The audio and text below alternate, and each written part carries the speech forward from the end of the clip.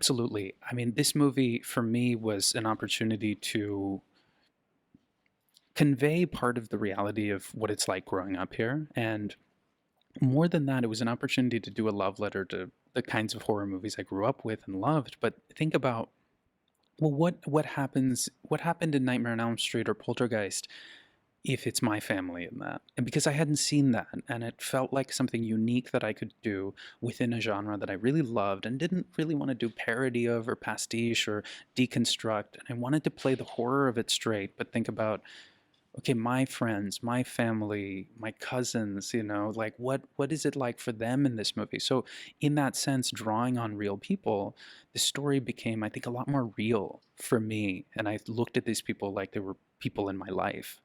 There's no shortage of films that I stole from for this. It really is a love letter in so many ways to horror cinema. So I was paying homage to all kinds of things, the 80s slasher movies, to J horror, all this stuff. But I think at the core of it was when I moved here from India, I was watching a lot of films like Poltergeist, Nightmare on Elm Street, I want to say the Amblin adjacent kind of films. Christine, right? Ginger Snaps was a great Canadian film that I absolutely love. And so thinking about these films, I really wanted to do that kind of descent into a suburban nightmare where it starts off very sunny, like Jaws does, which is one of my favorite films, and starts off very sunny, starts off very normal, and then you just descend further and further into a nightmare. And so I really wanted to do a movie that encapsulated that kind of feeling. Well, we pulled a lot of the cultural images, right, from our religious texts, and we were looking at them and thinking, okay, this is the interpretation, but what would this thing look like if it was real? Right. And we tried to really follow the laws of physics as much as we could. And there were a lot of references from American films, too. Right. We were pulling from Pumpkinhead, is one of my favorites. Is a great Stan Winston monster. Hellraiser has some great stuff. So we were pulling from a lot of my favorite sort of American horror films, but trying to stay with this idea of at its core, this is hatred and anger kind of visualized. Right. So Todd Masters, who was the brilliant creature designer, and he did the Borg Queen for Star Trek, and I was lucky enough to work with him. And as we were coming up with this creature, it was always about centering that idea of this is hatred and anger and everything that is horrible about people in one thing. And there were early designs that felt even too much like an animal, right? Like the eyes were too far back. So it was this honing process of getting it to show up on screen and that the audience would feel like this is the most evil thing you could imagine.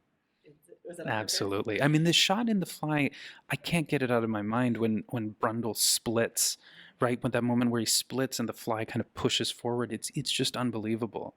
And there's an element here where the monsters of the 80s were so textured that you really felt like they were there in the room with you and you wanted to get away from them as much as you could, right?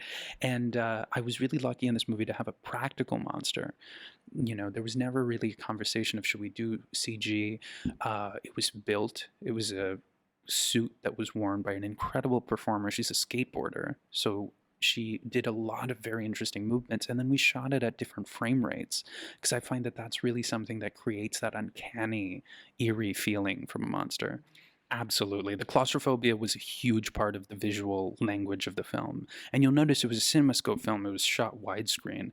And I thought a lot about, and the DP and I, Matt Lynn is a brilliant DP who I've worked with for 8 or 9 years now. And when we were thinking about the visual language of this film, we were thinking of two things. How do we make people feel trapped within the frame? And so the close-ups were really about claustrophobia, exactly like you said.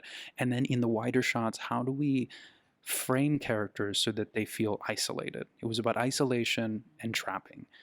And in that sense, those close-ups really, when we were testing lenses for the film, we found this wonderful 65 millimeter lens that is a macro. So the camera can be right here.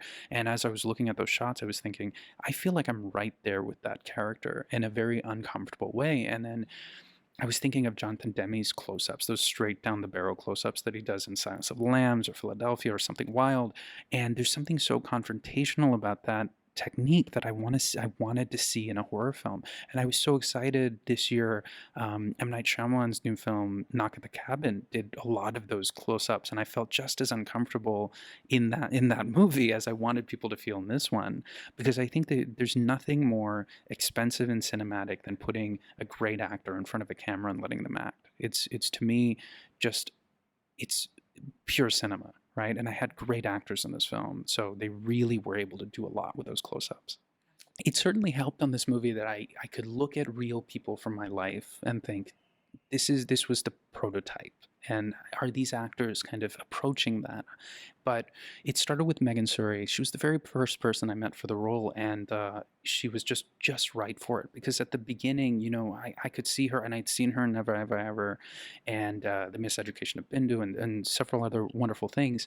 And I knew that she could play that kind of insecure teenager that is just trying to fit in. I knew she would be the Sam at the beginning of the film, but I could also see her as Ripley at the end of Alien. She had that action hero quality, and I was very lucky on this film. You know, Neera Bajwa is a huge Indian star. Vic Sahai is a wonderful actor.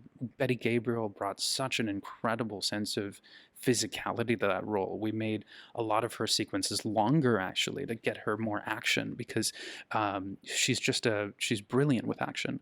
And so all these actors, I think, continually made the movie feel more real and less like a piece of fantasy. And what was the original goal? What it would be like if my family was in a horror film or your family was?